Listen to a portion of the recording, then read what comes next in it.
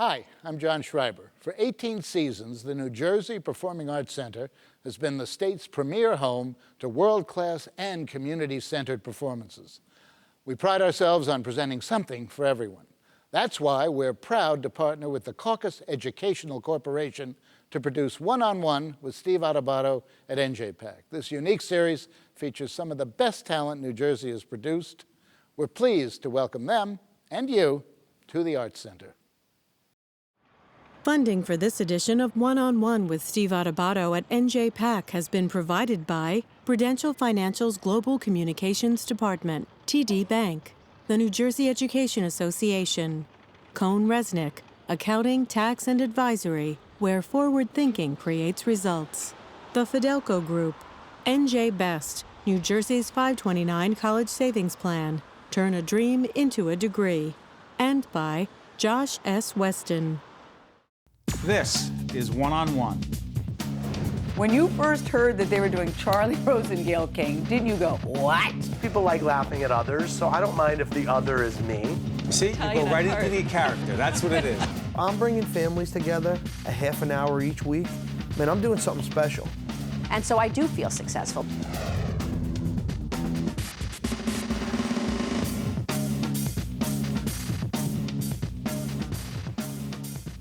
Hi, I'm Steve Adubato. It is my honor, my pleasure, right here at the New Jersey Performing Arts Center. This is One-on-One to introduce, back by popular demand, Christian McBride, bassist, composer, arranger, educator, all around very talented guy. I got to tell you something. Because I'm a big fan of Twitter. I follow you on Twitter. Right before I came in here, because you were with us last year, I was saying, I wonder what's up with Christian before he came out. Yeah. What did you just tweet before you came out? You know, it's been one of those days. I was having a little salad in the dressing room before, and a tomato just splat right all over me. Is that why you don't have a jacket? That's why I'm jacketless. See the things you find out on social media? Exactly. By the way, let's get into this. We'll talk about your CD and everything else coming up. And by the way, connect yourself to this place, NJPAC. What's your connection? Well, for the last 2 years now, I was named Artistic Advisor of Jazz Programming here at NJPAC, and also the Artistic Director of the TD James Moody Democracy of Jazz Festival. And it's just been a thrill to be involved with NJPAC. It's such a great organization. It's a great place. Yes, it is. Now let's talk social media. Okay. How important has social media been to you, for you, to have folks not just follow you, but to interact and communicate with those who care about what you do and why you do it? It's got to be the most powerful tool in American culture right now. I mean, social media as a whole could arguably be more powerful than mainstream media, because all you have to do is tweet something or put something on Facebook. Something more significant than tomato, right? Because it depends. You never know what people are affected by. But all serious stuff gets tweeted. Yes. Serious stuff about music, about culture. That's right. We're taping this right a few days after a very historic and very painful, controversial. It's not even controversial because it's so clear cut. And for so many of us, the decision in Staten Island not to indict the police officer in the case involving Eric Garner. Social media plays a role in bringing people together, does it not? Indeed, absolutely. The way that people have come together, have bonded, and are even in many ways healing each other through social media. It's really something to see. Tied to music too? Yes, How so? absolutely. Well, you know, there have been famous leaks, you know, where new CDs that aren't officially available yet can end up on someone's social media page, or the most obvious things, you know, telling people where you're performing and things like that. And you get to really hear directly from your fans and things like that. You hear you start to get a sense of what they're really listening to and what they're paying attention to. Your background. I was thinking about this, and I asked you about this last time you were here, but I want you to explain to folks again. You got the jazz background. You played with Sonny Rollins, Pat Metheny, McCoy Tyner. You got the R&B background, Chaka Khan, James Brown, Natalie Cole. What's the matter? You can't play with anybody big? And then on the pop side, Sting, Carly Simon. While you are recognized clearly as a jazz giant. You keep crossing over because? You know, it's, I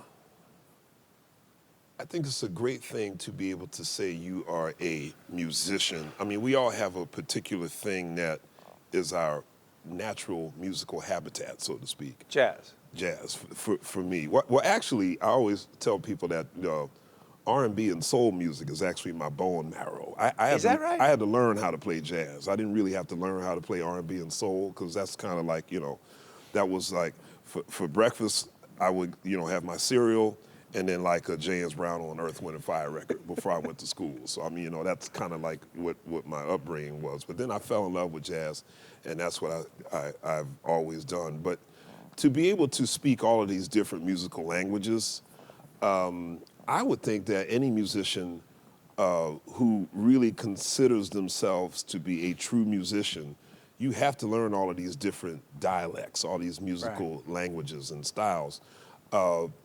Just from a cultural standpoint, it means a lot as a musician to learn all of these different styles, but also in a very pragmatic way, you work more.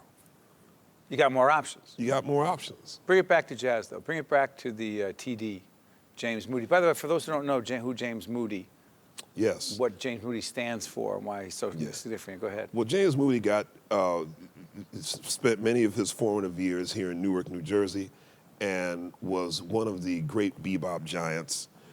He and Dizzy Gillespie walked arm in arm for many, many years, just kind of redefining American music. And James Moody, not only being such a great musician, but he was just the most wonderful man. Everybody loved him. He was the consummate showman, you know what I mean? And that's a balance that you don't find too often anymore these days. There's like the serious musician, and then there's the showman. But James Moody was both. And to name this festival in his honor was sort of a no-brainer. He had to do it. Now, the festival takes place in November. Yes. We're taping this in December. Yes. Obviously, that was the fourth? Third. The third. Yeah. Mm-hmm. How has it grown, and what do you expect from it moving forward? Well, it's certainly, this year was absolutely fantastic. We had so many wonderful musicians come. Fantasia came, Chris Bodie was here, Keith Jarrett was here with his legendary trio. My big band performed, and it's just been a fantastic, it's been great to see this thing build over the last couple of years. People are now really starting to recognize, I think musicians inside the jazz world have always known how important Newark has been to jazz history. But now people outside of Newark are really starting to focus on what a cultural hotbed the city is. So it's interesting. People say Newark jazz, and you think Sarah Vaughan right away. Right. But it's more than that. Oh, goodness. There's Wayne Shorter, there's Woody Shaw, there's Larry Young, there's so many, Hank Mobley, there's so many people that came from this great city. And you think about all of these legendary clubs that no longer exist, like the Front Room and places like that. But it's, I don't, coming back is such an overused phrase, but again, I really do get the sense that Newark is no longer kind of like the little sister to New York City. You don't feel that? Newark. It's got its own brand. Yes, its own absolutely. energy. Yes. And that festival, the TD James Moody Democracy of Jazz. Festival, it embodies captures that. That's correct. Yeah. And by the way, I want to thank the folks at TD for making that possible, together with everyone here at NJPAC. What's coming up for 2015 for you? 2015, I will be on the road mostly with my trio. Who's in the trio? Christian Sands on piano and Ulysses Owens Jr. on drums. And I'm also going to be doing some teaching with William Patterson. And I will continue to work with my wife, the great Melissa Walker, at Jazz House Kids, helping to nurture these young musicians of northern New Jersey. That's beautiful. Yeah. I love that program. Thank you. And what set up what you're going to be performing for us? Well, I'm here with my buddy, the wonderful pianist Oscar Perez, and we're going to play a little Thelonious Monk. What? Wait, back up. Say that again. We're going to, which part? The Thelonious Monk part. Yeah. We're going to play some Thelonious Monk. Now, for those who don't appreciate or understand the significance of who Thelonious Monk was? Oh, goodness. Well, everything I just said about James Moody, you could probably amplify that in terms of just his worldwide impact. Wow. There only have been a handful of people in the history of jazz who, even if you know nothing about jazz, you most likely know their music, whether you know you do or not, and Thelonious Monk would be one of those people. And also one of the greatest, coolest, Yes. best names of all time. Thelonious Monk. That's right. That's his born name. That's his born name. And his Okay. son, Thelonious Monk Jr., is right here in Jersey. Okay. I love it. Yeah. Why don't we do this? I'm going to set you up. All right. You're going to go over there. And by the way, set up who you playing with again? Yes, Oscar Perez. Oscar, good seeing you again, buddy. Christian's going to play us out to the break. It's going to be terrific. Christian McBride, you are good.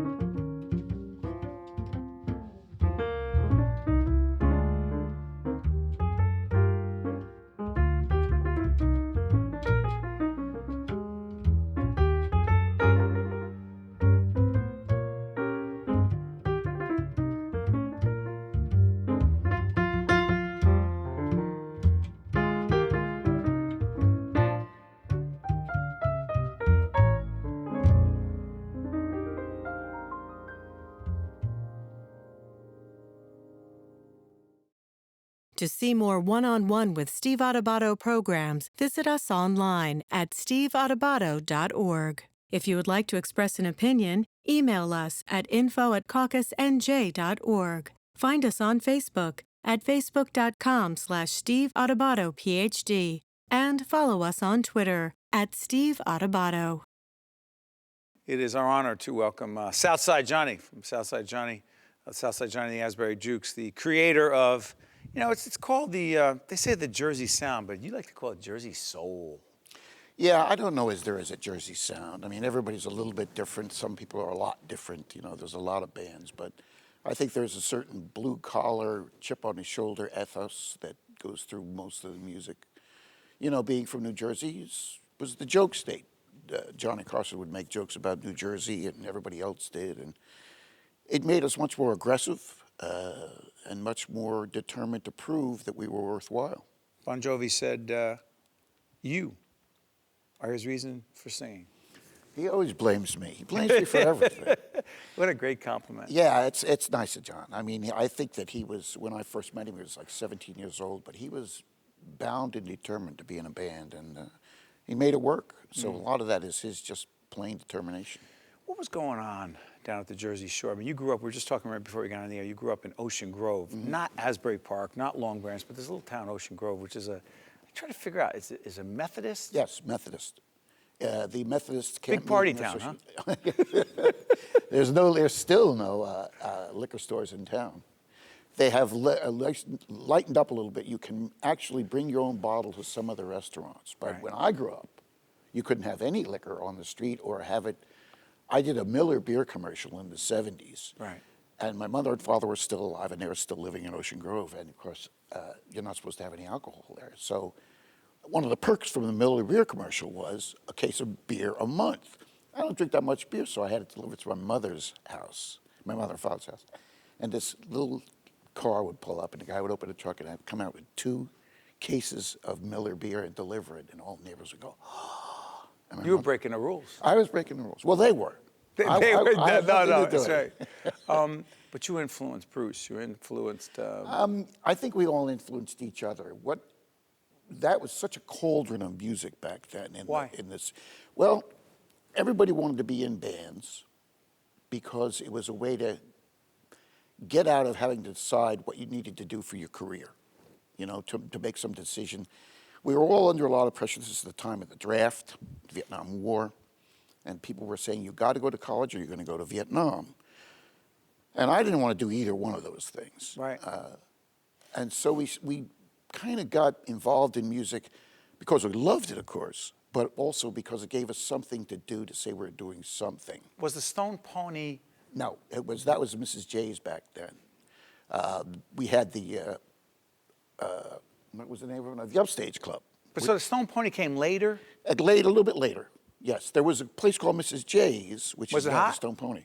Was it Yeah, a there big were deal? bands there, but there were the older bands. Jay Walkers and Cherry Bomb and the Aztecs and those kind of bands. But let me ask you this. When it exploded for you, because the song that everybody knows you from, I Don't Want to Go Home. By the way, you ever get tired of singing that? No. Because? When it starts, Your signature song, go ahead. the crowd gets up. They can't wait to hear the song. And you're cued into the crowd. And if the crowd is really having a great time, you're having a great time. So it doesn't bother me. And you connect with the crowd. Yeah. We're doing this, by the way, in early December. You mind if I plug New Year's Eve?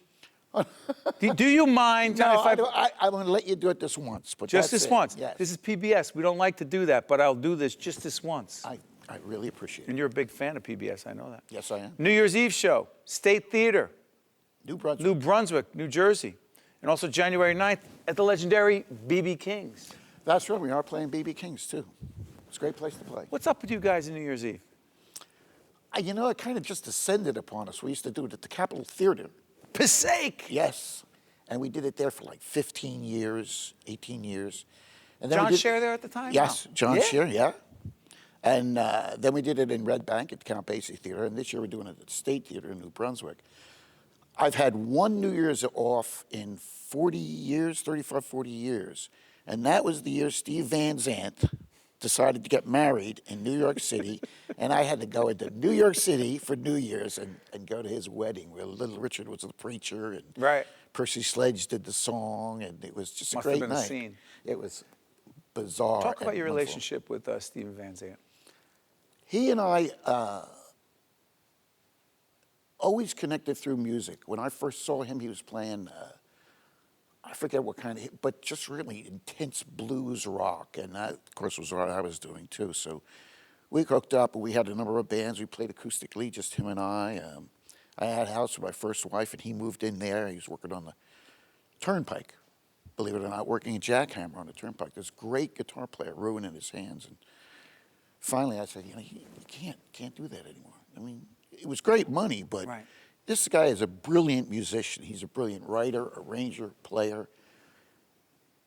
For him to not play music would be a great sin to me. So he eventually, went on and played with the Dovells, and then we started the Jukes. So Right.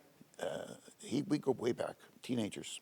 Where do you and Max Weinberg connect? By the way, he was sitting in that seat. Right. Did you ever see that show? You didn't see that We Got Max Weinberg. Did you ever see that one-on-one interview I did with him? No, I did not see I'm gonna it. make sure I sent it to you. I- He was great. He was great. Yeah, He's a great guy. He's a good guy. He knows a lot about drumming and a lot about music. He studied it. He wasn't just going to be a complacent musician, you know. What was your connection with him? He came into the band after Boom Carter, Ernie Carter, and Davy Sanchez left. Roy Bitton and Max came into Bruce's band, the E Street Band. And we always got along. I mean, it was always one of those things where, you know, these are the guys backstage. So that's where I first met him, when I saw him play with Bruce. You know, it's so interesting. You were teasing me before we got on the air, because as I was telling you what an honor it is to have you here, which it is. And you were teasing me that you remember some of my work from another network.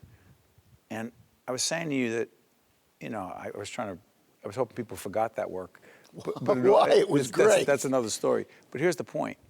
Staying relevant, staying in the game, whether it's broadcasting, or in your case, being an extraordinary musician, and entrepreneur, because you are. To stay in this game, Yeah, to be at the top of your game. Describe that for people who say, I'm looking for my big break. That's not what it's been for you. You just stayed in the game. It's just bulldog tenacity. It's just the desire to go out and make it happen no matter what you know, I mean, we did a show one time in Chicago, and the owner of the club had gone to prison 2 weeks before we got there for things. And so there was no advertising, and we had 11 guys in the band at that time, and there were 10 people in the audience. So we outnumbered the audience. But by the third night, it was full, and that's what you have to do, because you go out there and pound it and do the best you can, and you get excited about it. You go out there and say, this is my chance to make music, and you go out and make music. You don't just play the songs, you don't just go through the motions, you find something different every Friday, Saturday night back then, or Tuesday night, and you make a name for yourself by being somebody who's always working hard to do what he does. And then you just hold on through the bad times. You know, stay with that for a second. The Jukes, right? Yes. Your guys. My guys. Because it's interesting because you still have the passion.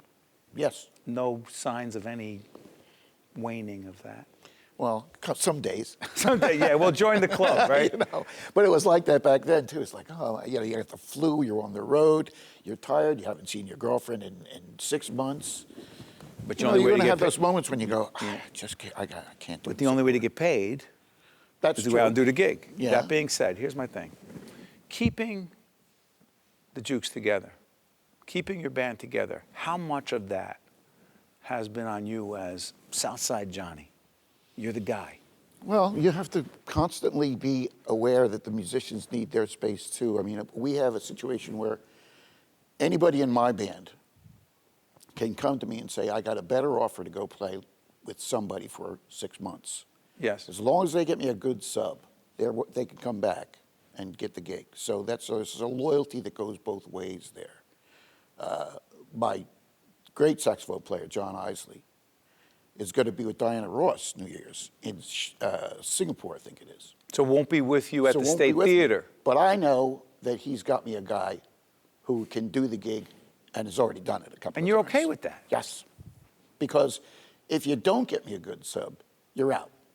But if you do get me a good sub, that's all you need to do. So the word leader in band leader, take out the musician part and go to the leader part. Listen, in all candor, it's a struggle. You do what we do. You get upset sometimes. How do you?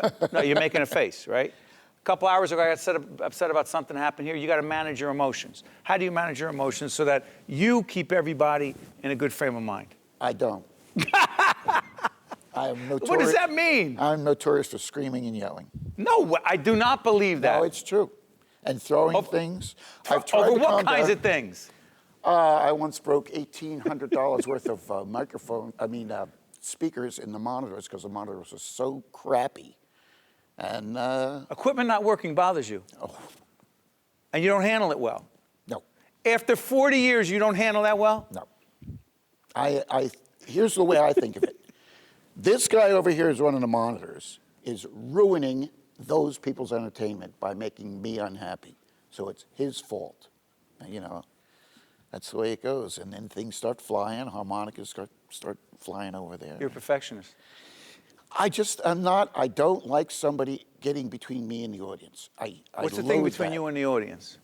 Well, it's like when you have a cameraman on stage. We've done those kind of things. There was one time in Germany where they said, we're going to have a 4-camera shoot. I said, okay, stay off the stage, or, you know, stay away from me. Stay away from me. Stay away from me. And the guy got down right down in here, and I blew up. And it was Define blow up. I started screaming and cursing, and, you know, and they got it all on camera, of course. Oh, man, I love it. I got a couple. But, you know, what goes to the passion you have for getting the job done, but also for enjoying it. Because if I'm not enjoying it, I know it's going to be tough for the audience to enjoy it. If I'm having a great time, they're usually having a great time. Yeah. Minute left. Any sign of you saying, I'm done? It crosses my mind. I mean, I'm 66 now, but I'm still healthy. I still think I'm 18 years old. The music cranks up, and it doesn't matter what kind of mood I'm in or how I feel. I want to go, and I want to sing, and I want to play, and I want to goof around with the guys. I want to hear them play. They all know that they could bring whatever they want to each song. They don't have to play the same thing time after time. So you find the heart of the night, and that's where you just sink into it and love it. I said it before you sat down. I'll say it again. You honor us by being here. SouthSide Johnny. SouthSide Johnny, the Asbury Jukes. He is playing with his team. You'll see this before and after at the State Theater, beautiful State Theater in New Brunswick, New Year's Eve. And also B.B. King's on January 9th. You'll see it before the show and as well as after. And I want to thank you for joining us at beautiful NJ PAC. It's my pleasure. Thank you. You have an open invitation. One-on-One with Steve Adubato at NJ PAC has been a production of the CAUCUS Educational Corporation, celebrating over 25 years of broadcast excellence, and by the New Jersey Performing Arts Center, in cooperation with NJTV, and 13 for WNET. Funding for this edition of One-on-One with Steve Adubato at NJ PAC has been provided by Prudential Financial's Global Communications Department, TD Bank, the New Jersey Education Association, Cohn Resnick, the Fidelco Group, NJ Best, and by Josh S. Weston. Promotional support provided by NJ.com, Small News, Big News, True Jersey, and by NJ Biz, All Business, All New Jersey. Transportation provided by Airbrook Limousine, serving the metropolitan New York, New Jersey area. When you work at a public school, you're a part of the community. So when Superstorm Sandy hit, the school employees jumped right in to help. The middle school here served as a refuge for people who were forced from their homes. We all pitched in to help. Custodians, cafeteria workers, teacher aides, mechanics, groundskeepers, all pitching in to help out. School employees are part of a team, whether it's to help educate our children or to recover from a terrible tragedy. That's why I'm so proud to be a member of the NJEA.